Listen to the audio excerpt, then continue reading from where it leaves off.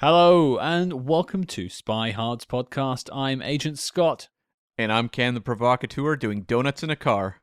You're going to need some donuts because we are here to talk about a declassified film, John Wick Chapter 4. It's out last week.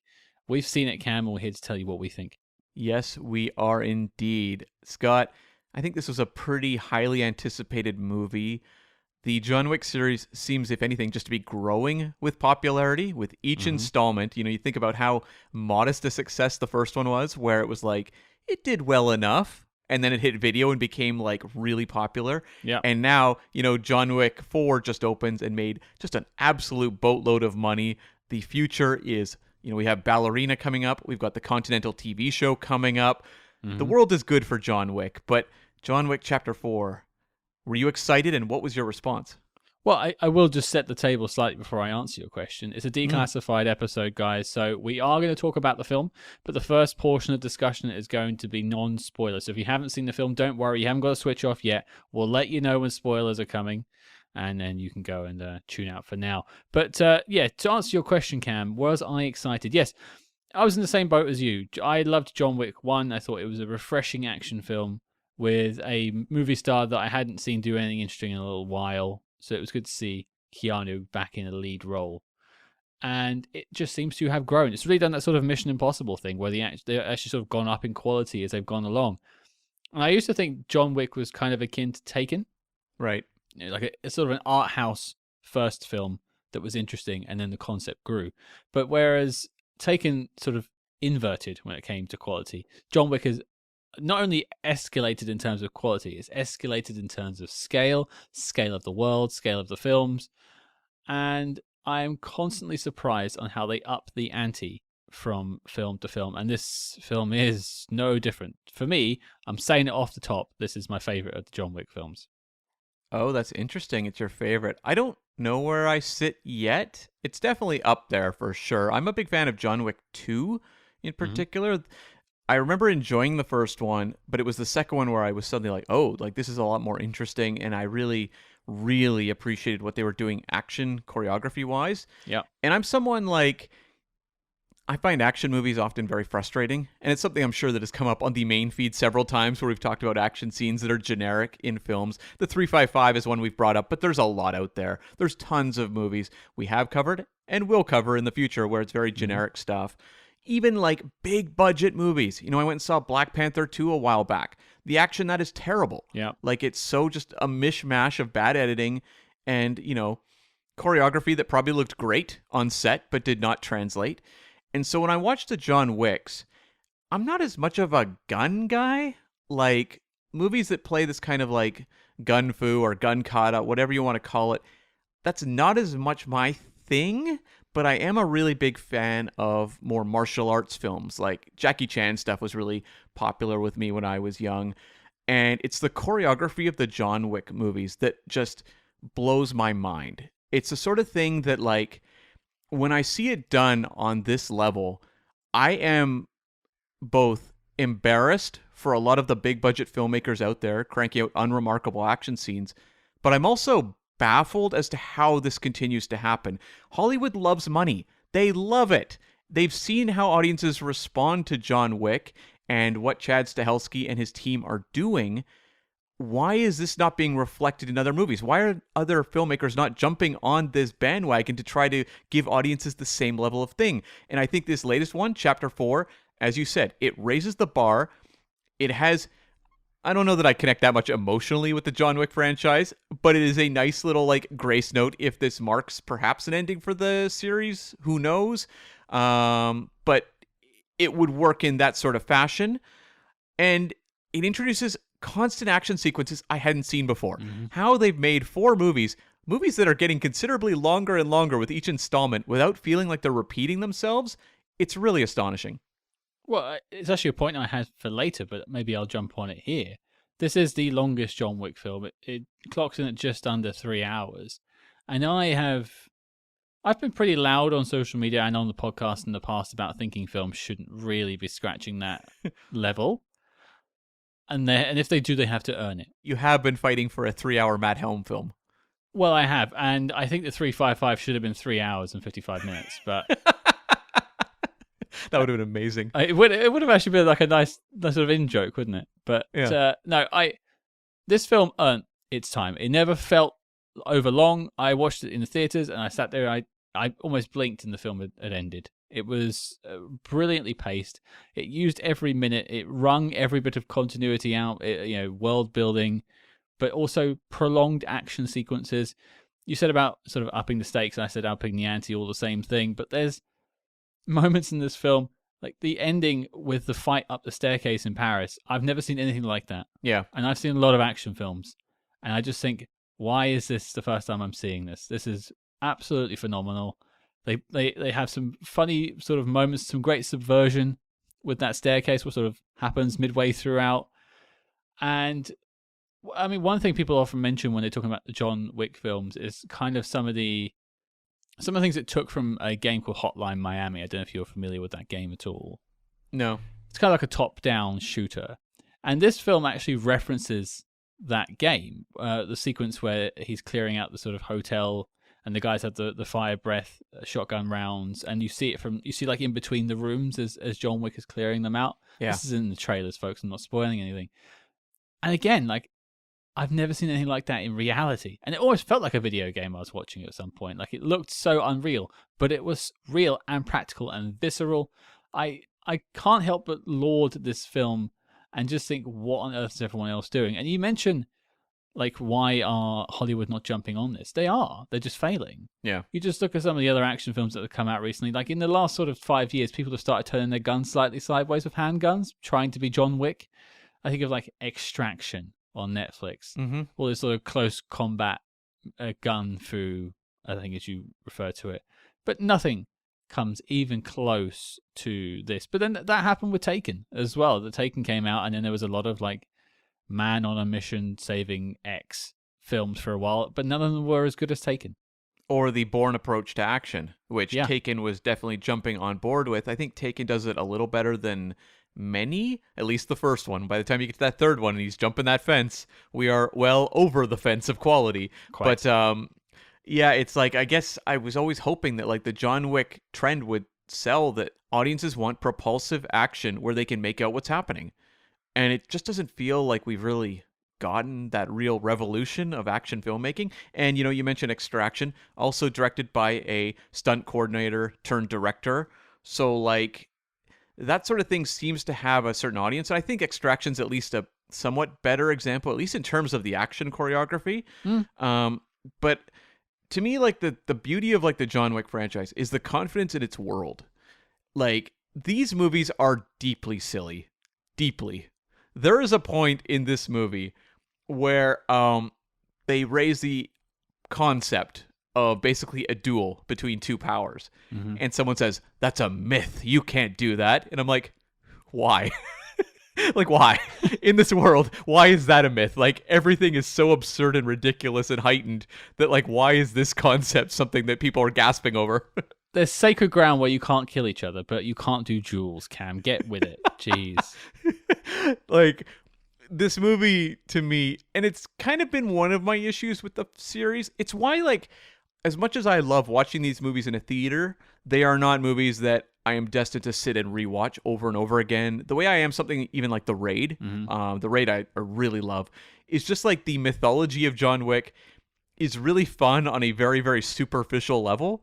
But if you are asking me to involve myself in the actual storytelling of these movies, I don't know that it really works that well. It carries me from extended action scene to extended action scene. And as you said, this movie is just about 3 hours long. It has nods to not just Lawrence of Arabia off the top, but also The Good and the Bad, the Ugly. Of course, very famous 3+ hour epics.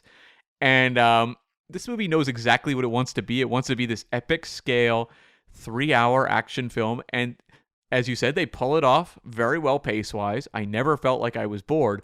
But there is a note I kind of had at a certain point where I say, how many of these types of movies can one watch before, like, the very superficial mythology becomes tiresome as opposed to kind of amusing? Well, it's hard to say, because I think this film has almost distanced itself from some of its earlier mythology and sort of evolved it, because it's not really obsessed with things like the Continental anymore. It's far grander in scale. Like you keep hearing stuff about the table. Yeah. Like I'm not really sure what the table is, who the table I don't is. know. I don't care. Frankly, I don't care. I want to see my Johnny boy brutally shooting the place up. And that's fine. That's what these films are for. I don't come to them for continuity or world building. I get a little bit of that, and I think it does it quite well. But yeah, I'm not sitting here and working out like the hierarchy of the table. No, and that's one of the things these movies are so good at is they make you feel very immersed in the world. Like there's so much confidence from Stahelski and his writers and his various, behind the scenes personnel in creating a world that the audience can instantly recognize. And as silly and cartoonish as the events taking place in it often are, they feel true to that world. When I'm watching like these, like, I don't know, like pinup style women working in this like betting parlor, putting up prices on assassins, I'm like, I have no idea what the internal workings of this business are, but I don't care. It all works within this world. The fact that like apparently assassins are everywhere on the streets, just waiting for like a dollar amount to come out where they can suddenly all gather and attack people. I'm like, sure, but if you're to break down the specifics as to how it works, I kind of don't care. It just is like, this movie goes full cartoon, to be fair. Like, I don't think we've ever quite gotten here. I think we got there a little bit at the end of part 3, where John Wick, took a header off a building, which was, I remember feeling like a bit of a stretch at the end of Parabellum there. This movie looks at that and says, we can do more than that. And that will work for some, it won't work for others, but I think it's actually kind of smart to embrace the, like, I don't know, Looney Tunes-like mentality of this world where clearly the world building doesn't make logical sense, so let's just exist within this very, very, very heightened reality and make unbelievable action set pieces within it. Well, somewhere along the line, I don't know if this was, I think it was John Wick 2, they decided they wanted to have these tactical suits. Oh, yeah. And a part of me hates the invention. Yeah. There's a scene in this film where Donnie Yen and I want to get back to Donnie Yen in a minute, and Keanu are shooting each other point blank range with pistols and both shielding each other with their jackets of their suits. And in my head, I'm like, this is absolutely ludicrous. Like one shot in the head, everything's done. Yeah. But you cannot look at these films through that lens. It is a cartoon. It is extreme, but once you wipe that away, it's a well choreographed action film. Don't worry about the rest. Don't sweat it. Don't try to think about it. What's the line from Tenet? Don't try to understand it. Just feel it. Yeah, that's right. Yeah. Yeah, that's it. That's exactly it. And my wife hates these films, hates them, but she's also never watched them. Okay. She's just like, oh, I don't need to see a Keanu Reeves action film. I've seen them all. And I think if she actually took the time to sit down and watch it, she'd probably get into it because it is just popcorn action. Very, very well done. Well, they're very propulsive movies, which is so important, I think. And you see that in the best examples of action filmmaking these days, whether it is something like a Top Gun Maverick or a Fury Road or The Raid. Movies that are all trying to do different things with action, but all deliver at that same just home run style. And I mean, the thing about these John Wicks is they just keep showing you things you haven't seen. Mm-hmm. You may sit there and go, I've seen, gunfights on screen. I mean, we've got decades upon decades of such things. The 80s you would have thought would have wiped out all potential of ever doing anything like that ever again. Springfield Rifle, we've all seen it. That was the pinnacle previously. We had Springfield Rifle, and then finally John Wick came in to raise the bar again. We were waiting. The Duke left us waiting for a long time. The Duke, wasn't that? That was Gary Cooper. Oh, was it? Oh, my bad. Yeah, it was the Coop. The Coop left us waiting. I don't think anyone ever called him the Coop. We do now. Yeah, the Coop and the Duke. Yeah.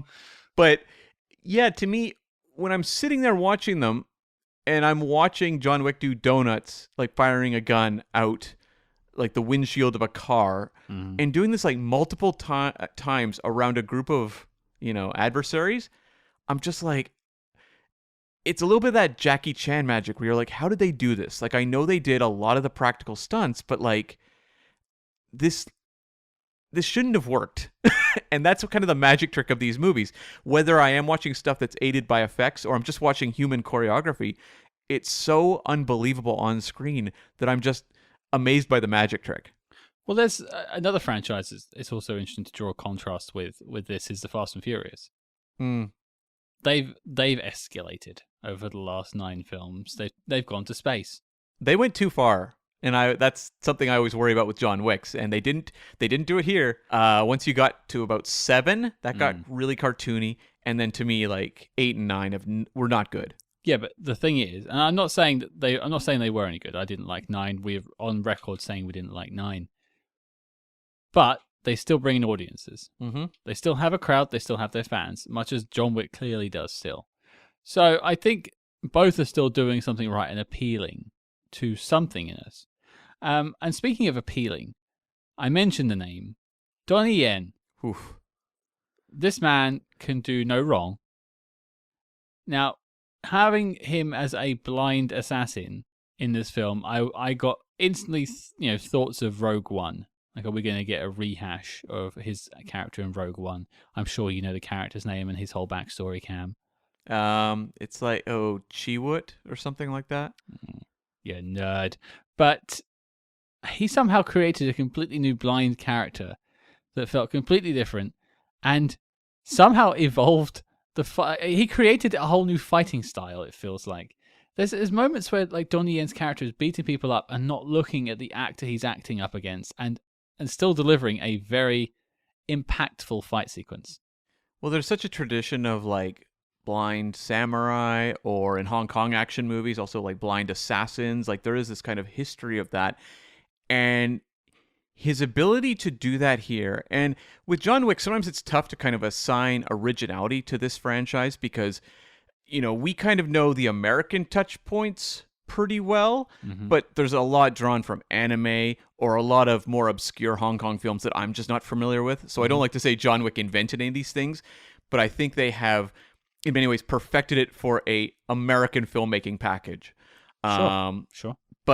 Or elevated what Hollywood filmmaking can do. But when I see what Donnie Yen's doing here, there's little bits. The fact he sets up like doorbell alarms, motion sensor doorbell alarms in a fight scene. Such a small little thing. If I were watching, like say a Taken sequel, and there was a scene like this, I'd be like, oh wow, that was really interesting. They had that one idea.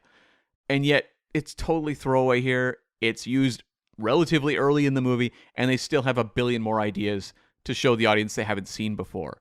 And Donnie Yen, I think for the first time, offers us a character who I think would be actually interesting in his own spin-off series. I actually think he's a compelling enough character that he could carry his own series in this world. And as you said, Donnie Yen, in some ways, is giving more of a emotional performance on screen than Keanu Reeves is. Yeah. Keanu Reeves is very much, our kind of gritty, very Clint Eastwood-like hero in this movie. Yeah. He has, how many lines of dialogue do you think he has in this movie? Like 4? Not much. No, it's he has a couple of like soliloquies where he goes off on things about family and stuff like that. Oh god, that's Fast and Furious again. But no, again, it's Keanu playing to his strengths, which is not acting. Yeah. Sorry, Keanu, we love you. He's very, very internal in his performance, whereas I think, that Donnie Yen's character, there's a little more expression going on, and I think that audiences could invest in that character going forward if they wanted to make more movies with him and his fight scenes. We often look at Tom Cruise and go like, look at this man. He's 60 years old. He's flying planes. We don't know how he's doing it. Whatever Scientology powers he's using to keep himself young. We should all be in awe of what Tom Cruise is achieving. I'm sorry. Donnie Yen is about 60 years old. This man is the pinnacle of humanity we should all be looking to. So I am in awe of Donnie Yen. I wish that Hollywood knew what to do with him. I think he's making a great career doing, films, in China for sure. But I would love to see more work like this given to him because he can do so much. I think we've only ever spoken about Donnie once before, which was the Triple X sequel. Yeah. The Return, and he was again a standout performance in that film. But I've seen Donnie in quite a few things, so I had high expectations of him in this film. But I think he shot past that, and I agree. If they said that they were doing a spin-off film, much like the Ana de Armas ballerina spin-off film, with all about Cain, the rise of Cain, the fall of Cain, the mark of Cain, I don't know, something like that. I'd be there for it. Put the same team behind it. Put Donnie Yen as your lead. I would watch that film. Oh yeah. Prequel, sequel, anything you want. Yeah, and I wouldn't say that for, this series has introduced a lot of fun characters. Those Halle Berry with her German Shepherds in Part 3, for example. Or Mark Dacascos as, like, the antagonist of Part 3, who was, like, the John Wick fanboy who made it off at the end. These are really fun characters I enjoy seeing. There's a tracker character in this movie, played by Shamier Anderson, who has also a attack dog. Fun character, but not someone I could see supporting their own spin-off franchise. Donnie Yen has it. Donnie Yen has it. And another appearance, which was great, which is Hiroyuki Sanada. Yeah. Again, he has a protracted sequence in Japan with an actor playing his daughter and has a showdown with Donnie Yen. And, I mean, that's two legends going up against each other in that scene, and it's breathtaking to watch. Yeah, Hiroyuki Sanada, people might have seen as Scorpion in the more recent Mortal Kombat film, but like kind of a legendary action talent in Asian cinema. And to see him here, given a massive, big budget action sequence opposite Donnie Yen, like, this is dreams coming true here, and he kills it. And the actress who plays his daughter Akira, Rina Sawayama, that character, there's teases that she could continue onwards and earns it. There's a sequence where she climbs up a very large man with knives that my audience was losing it. It reminded me a lot, that exact moment reminded me a lot of the blades that were thrown by John Wick in the third film during the New York chase, where he does the close quarters sort of throwing knives. That got a wince out of my crowd. Oh, yeah. Brutal stuff. Well, I don't want to get into spoilers just yet, but can we just talk about a couple more things that we did like? I mentioned Donnie, but it's something you liked, Cam. I actually thought that that Bill Skarsgård as the villain was actually a lot of fun. I always tend to think in these types of movies, unless you're playing kind of like a Mark Dacascos like martial artist, very active character, you don't get to have that much fun. But I thought that Bill Skarsgård, who's more of a mastermind character, has a great time with his very awkward stooped posture and just like sociopathic energy coming out of every single bit of his performance here, and probably has the biggest laugh when he's on the receiving end of a Donnie Yen insult towards the end of the movie. I don't know that people walk out of a lot of John Wick movies really remembering the villains, but I think in this case that Bill Skarsgård acquits himself very well. I think he does too. He was great in the It films as the clown, but fun to see him in this. I always appreciate a man who has a buffet that follows him wherever he goes. Yes. That guy was constantly flanked by wine and food. He spent a whole scene eating a slice of cake. Fair play to you, because that was about 3 days of shooting of eating that cake.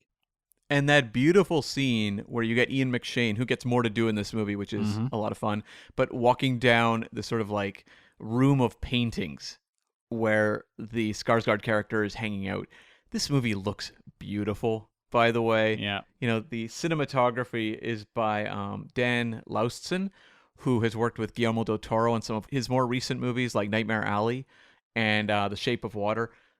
That's part of the reason these movies are also so successful, not just the action, choreography, and editing, but just the cinematography is so beautiful. To see them on the big screen, they look astonishing. And to see the way that they create this world for Skarsgård's character is just wonderful. It's a very elaborate world that he lives in, very decadent. It makes me question what on earth this table does and how it's bankrolling these people, because you don't want to know. No, I don't want to know what's on or under or above the table. It's a very confusing table. It is, and I'm sure if they explained it, you'd be like, "Wait, what? What's a marquise again? Just explain." Yeah. It to me. No, don't worry about it. It's more fun just to watch. But I think in terms of the villains, the only other one I remember is I think the chap from like Game of Thrones was in one of the early ones as a villain in the first one. The first one, it was Like gangsters, wasn't it, in that one? it was the actor from Ghost Protocol and the girl with the dragon tattoo. Was it Michael Nick? No, I think that's the main one. I'm talking about like his son who like first kills the dog or something like that. Spoilers. Oh, yeah, I don't remember. That's fine. I think that's like the only guy I remember other than I think I've forgotten the rest of the John Wick baddies. So I will remember Bill Skarsgård. I think despite him not having like a physical presence necessarily, it has interesting scenes. He's definitely leaving his own visual mark on the film. It was also fun to see Scott Adkins show up in this movie. Scott Adkins is kind of like the king of straight to streaming action movies. And he's had some major Hollywood work. He played Mads Mikkelsen's number one henchman in Doctor Strange, for example. But he shows up here as a German gangster named Killa in a very elaborate prosthetic suit. It's basically Colin Farrell from the Penguin costume in The Batman as a German gangster with gold teeth. And I mean, it is campy, it is absurd and ridiculous, but it leads to an action scene that's pretty incredible. That action scene throughout the dance hall is fantastic. Yeah. I would actually say that Scott Adkins' character is probably my only detriment to the film. Okay. Weirdly, this is so weird, and people listening, you'll roll your eyes at this probably, but that was the thing that sort of took me out a little bit. Was it too cartoonish? Just a bit. Like it was like it's like I was in a Dick Tracy film all of a sudden. Sure, yeah. Everyone else felt relatively grounded. I know like stuff like all these coins and marquees and like jewels. It's all a bit silly, trackers, whatnot. But this guy who's clearly in a suit, like it's the whale or something. It looked like the Penguin to me. It looked a lot like inspired by Colin Farrell's work. But he's not moving like the Penguin moves. He's moving like a guy in a suit. Yes. And I didn't want to see Brendan Fraser in The Whale have a one-on-one fist fight with John Wick, and nor did I want to see that in this film. I guess to me it's just like Scott Adkins is someone who's always so interesting with his fight choreography. I remember even like Expendables 2, which is in no way a great film whatsoever, or a great action film for that matter. There's like a fight scene he has there that's really cool. So I just like seeing him do his thing and getting to do something a little goofy and weird. It sounds like he needs Scott Adkins. Cold Obi-Wan. Mm-hmm. Apart from that, I mean, I will drift off into spoilers in a second, but apart from that, any other, like, maybe what's your favorite scene in the film, Cam? I mean, to me, it's one of the big final action scenes, which maybe we should talk about in spoilers. Okay, well, before we go over to spoilers, people who are going to be jumping off, we'll just give you a warning. But before we let you go, Cam, would you recommend people go and see this? I would indeed, yes. I think this is big screen spectacle. You know, if a movie like Avatar: The Way of Water is a must-see, I think John Wick Chapter 4 is a must-see for the same reason. This movie will not play the same at home on your TV. And if you go out, you know, around this time, you're going to have a very enthusiastic audience that's really into it, and it's a lot of fun. They will be cheering on all the Scott Adkins scenes, I can guarantee you. That's right. I will say yes. I think you would be hard-pressed to find a particularly bad moment. I think it's 3 hours well spent. Considering the competition in cinemas right now, I think I'd go and see this twice before I even venture to go see Shazam. Yeah, I saw Shazam, which is about maybe 50 minutes shorter and felt 2 hours longer. That about says it all, folks. That's a hard thumbs up from the both of us. Check out John Wick Chapter 4. But we're going to slide on over to spoilers. So here is your warning. Away we go. Cam, should we talk about that big ending? Was it an ending, Scott? That's the question. Now, you've made it this far. I'm going to say it. John Wick dies? Is this his no time to die?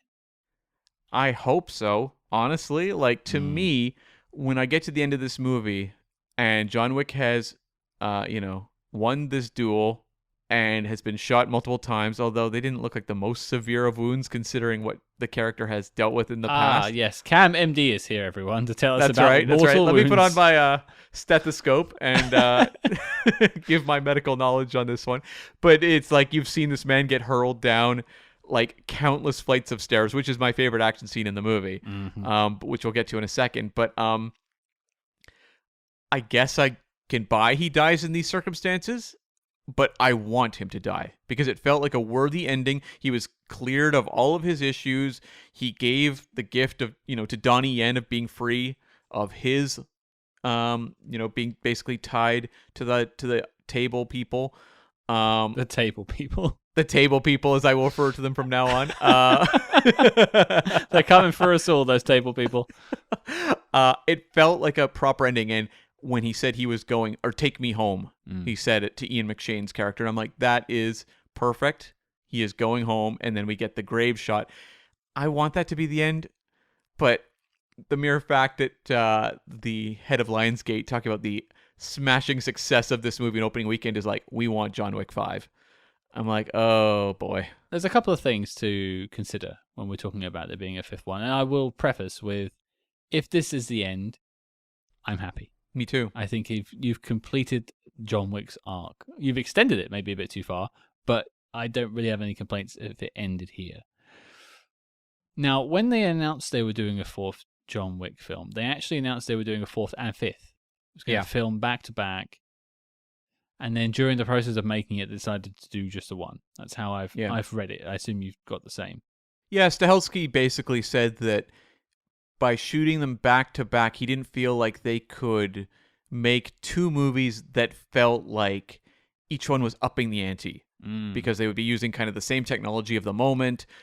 It wouldn't feel like you'd had those learning experiences on the movie to bring to the next one. So it would feel kind of like that common issue you get where you shoot movies back to back and they feel kind of samey. Sometimes you get a really good example like the Avengers two-parter, but sometimes you get like the Matrix sequels. Sure.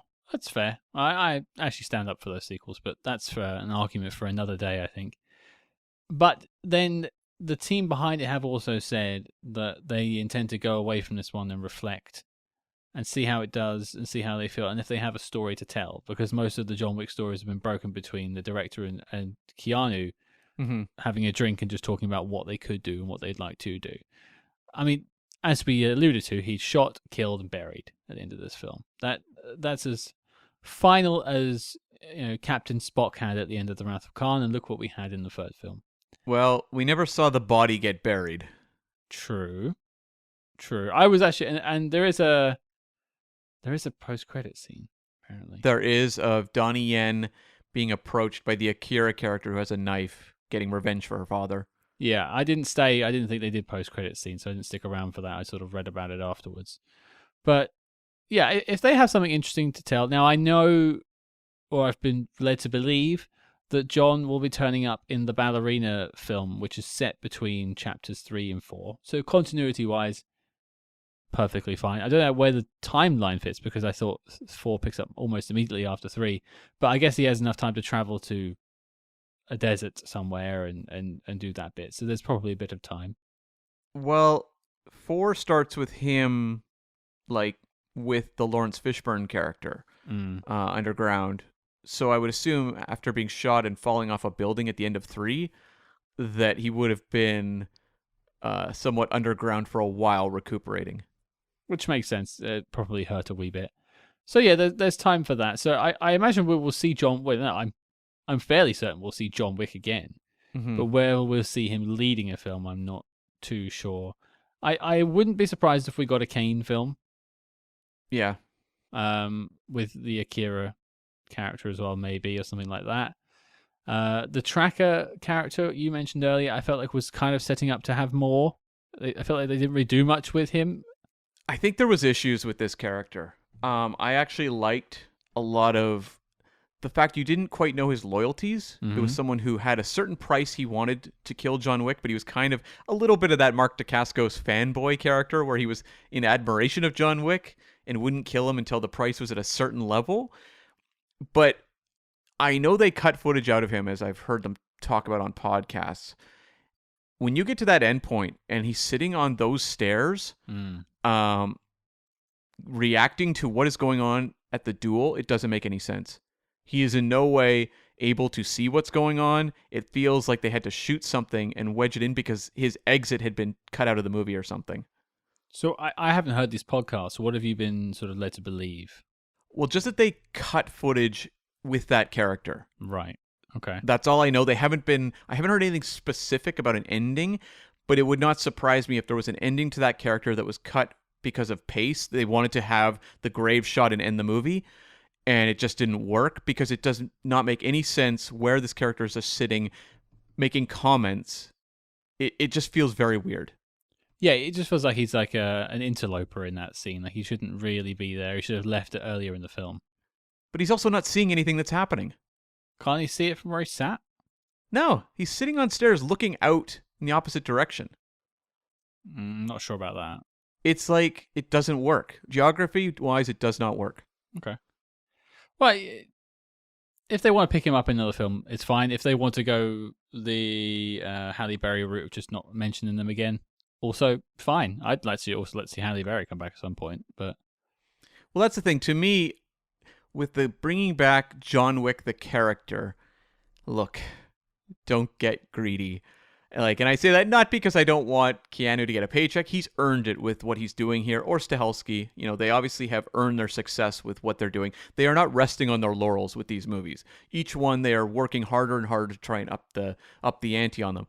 But I'm like, you have kind of a perfect 4 movies with a very, solid ending to that character. Satisfying ending, not just solid. It pays. It actually pays everything off really well. It does. Learn the lesson of the Kingdom of the Crystal Skulls. Don't undo a perfect thing unless you are just 100% confident that you can do something more. But I'm sorry, when you are doing your Good, the Bad, and the Ugly, essentially homage, you're making a 3-hour John Wick epic. Where do you go from there? Sergio Leone did not say after Good, the Bad, and the Ugly, well, Clint, Eli Wallach, Lee Van Cleef, let's get back together and do another one. He was like, well, those are done. I'm moving on to other things. If they announced John Wick 5 tomorrow, I wouldn't be mad. No. The filmmakers behind the John Wick films have earned the benefit of the doubt from me. They have not let me down in any of the sequels. If they wanted to do a 5th one and they had a story to tell, which I think is the important thing. Now, I'm sure the studio will throw money at them and be like, please, give us 5, 6, we'll pay you whatever you like. I'm not saying sign on for the money, although by all means, get yourself a new mansion, sure thing. But have a story to tell. That's all I'm going to ask if you come back. Maybe John Wick takes on the table. Sure. I mean, Stahelski has said they need a why to make any of these movies. Even after 3, he was like, I'm kind of bagged on these. They're really tiring to make. And it was kind of coming up with ideas with Keanu for this 4th one that resulted in it. So I have faith that he is protective of this world and character he's built and isn't going to just make another one just because the shareholders at Lionsgate would like to see another John Wick movie in theaters. I think the future of this franchise is to expand in other ways. As Ballerina's going to be coming down the road. I'm sure we'll do a Declassified on that. The Continental TV show. There's been a very spotty track record in adapting popular action franchises for TV shows, given Taken and the Treadstone. I was going to say Treadstone, yeah. Lethal Weapon, I don't know the quality was necessarily there. I think it ran for a while, but True Lies. Too recent, still in the air. Yeah, still on the air. But if the Continental can pull off something that's compelling and grabs people week to week, great, fantastic. Let's expand in that sort of direction. And again, if you announce tomorrow a movie about the Donnie Yen character, that's really exciting. You have me in the theater opening weekend. That's the sort of thing I think they need. They need to feel confident that there can be other characters other than John Wick who can carry the franchise. Which I think is what they're gunning to do with all these sort of extra characters they're introducing, and this post-credits sequence as well. We interrupt this program to bring you a special report. Calling all agents. Independent podcasting, much like the spy game, requires considerable resources. Whether it's research, equipment, hosting, or of course constructing a top-secret volcano lair, we're putting out the call for your support. That's right. As you may know, we've activated the SpyHards Patreon, home of our ever-growing lineup of Agents in the Field episodes where we decode non-spy films from your favorite spy actors and full film commentaries with more intel than a Basil exposition briefing. Cam, what have we got in our crosshairs this month? DiCaprio's on the run and we're in pursuit because we are tackling the 2002 Steven Spielberg film Catch Me If You Can. Is this minor Spielberg? Major? Come fly with us and find out. And if that sounds delicious, then become a true SpyHard today and join the circus at patreon.com/SpyHards. But before this message self-destructs, Cam, resume the spy jinx. I did save a special note that I didn't mention off the top of my head for the spoiler section because it is a spoiler too. But we recently mentioned Laurence Reddick on our Patreon episode about sort of the news of March, which is a great episode. I recommend you all check it out on our sort of lowest tier there. Just going through all the latest news and spy movies in March. And we mentioned his passing. We haven't mentioned it on the main channel. And I mean, we won't speak to that too much, obviously. Very young, very tragic, very sudden death. And we were talking on that news episode on our Patreon about, I wonder how they handle that with this film. And in this film, Laurence Reddick's character is killed very early on as sort of the consequence for Ian McShane's actions in the previous film. Yeah. And I think he's given quite a nice send-off, really. He sort of goes down defending his boss, as he has done the entire way through. His character of Charon is killed. And also gets a nice sort of eulogy. I think well handled. And I'm glad they did that. And now, you mentioned the Continental. I wonder if he'll have any ties to that at all or anything. And I imagine he's probably going to pop up in Ballerina. But I just wanted to mention, obviously, with his passing and it being featured in this film, I think it was done quite well. Yeah, I mean, it was kind of an uncomfortable situation because I don't think anyone in that audience wants to see Lance Reddick basically dying on screen at this particular moment. Yeah. Had he still been alive and you had that scene, the audience reacts in a very different way. At this moment, it's a little just like, ooh, it's just sudden, isn't it? It's just sudden. Yeah. As the whole thing is. Yeah, no, exactly. Yeah. I mean, you get a nice little epilogue to that character through the Ian McShane character. So, I don't feel that it was unceremonious. It's kind of abrupt and much earlier in the movie than you might expect, but it felt like they honored that character. I am just curious how he's handled in Ballerina, whether it's more of just a cameo pop-in or he's playing a larger role. We can only wait and see there. But yeah, it was sad, but I felt like they didn't do Lance Reddick wrong in the movie at all. And to be fair, these filmmakers haven't really done wrong by any of their characters, so I shouldn't have expected that they wouldn't, honor him well. No, and maybe there was a tad bit of, I don't want to use the word luck, but serendipitous timing perhaps with what they shot in this film and what they wanted to do with this film, plus what happened in reality. Because it could have been his character could have been handled in a much different way on the way out and could have left people feeling far more uncomfortable than what you did feel, which is more just a sadness when you see it happen in the film. But that, I think, was handled well. Is there anything else? I mean, I suppose in sort of the spoiler section, my favorite sequence, I think, is the same as yours, which is sort of climbing up the stairs in Paris up to the Eiffel Tower, up to the church there. I mean, I will shout out to the sort of the Hotline Miami sequence inside the house where you see it sort of the overview going through the rooms, clearing out the rooms with a shotgun. I think that was wonderful. The fire gun was unbelievable. I know it's been done. That's real, by the way. That's not a fake thing. I know you mentioned it's been done in video games. I've heard people say it's been done in some Hong Kong films. But to see it done here was just, so incredibly well staged and cool. But that stair fight of John Wick fighting his way up 200-something stairs and then getting hurled down 200-something stairs. And he just keeps on rolling. You think, he's going to stop. No, still going down the stairs. And then, Kane turns up to help him. Yeah. And you get that great fight back up the stairs with Keanu Reeves and Donnie Yen. Just, perfect. Could not be better. I don't want to be one of those guys it's a masterpiece. I don't think anything's really a masterpiece, or very few things are, because it sort of weakens what a masterpiece is. Sure. If everything is. I would argue this is an action masterpiece, though. I was leading to that point. Yeah. If there's something that's just slightly under that, this is probably it. I'm not sure what classes as a masterpiece, but I cannot find fault with any of the action in this film. There's nothing that's wasted. Everything's economical, and yet it's 3 hours long. Everything is different. There's vibrancy to the different locales. Japan is sumptuous. The colors are bleeding off the screen.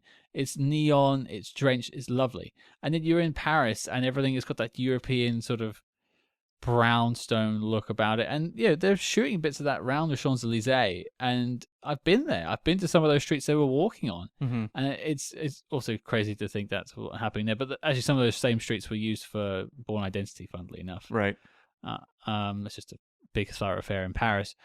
But yeah, it's that fight up the stairs that I've never seen anything like it. And I actually could say that to a lot of things. I mean, there's like a nunchuck sequence between Keanu Reeves and Donnie Yen early in the film, and that's really where you get to see some of Donnie Yen's like blind assassin work, where he's fighting him and doesn't know quite where he is, and it's one-on-one as opposed to like more people at the same time.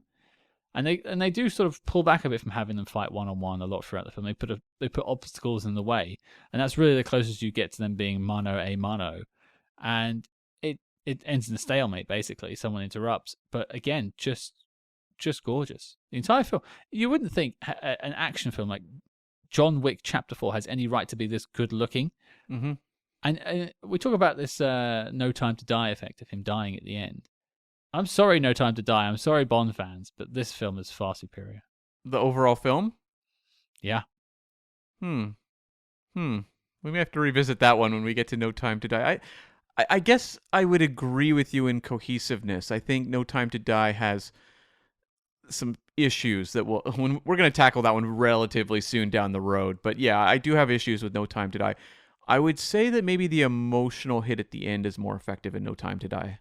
I think that's also using a lot of like member-berry stuff, though. You're playing the Louis Armstrong, you're getting that sort of stuff going on. Like that's fair. That's really going at the heartstrings. This is actually just more like a catharsis. I think it's also just the fact that over the course of the Daniel Craig films, they very much gave you an internal understanding of who that character was, so you had an emotional connection to his journey, whereas I have not had an emotional connection to anything John Wick has ever done on screen. And yet I was at the end. You don't sound so convinced. No, that's, hey, every person's different. No, that's fine. A couple of other things I wanted to just shout out. I mean, obviously, Laurence Fishburne is back as the Bowery King. Seeing Laurence Fishburne and Keanu Reeves on screen together in any film is a treat. Yep. But he really leans into the operatic side of the Bowery King. That's fun to see. Also, Clancy Brown as the Harbinger. So much fun. Just hanging around. It's just funny. He's genius. Like, what is it? Yes, yeah. And he's just like, okay, I'm leaving now. See you later, and just leaves at the end. Great. Give me more.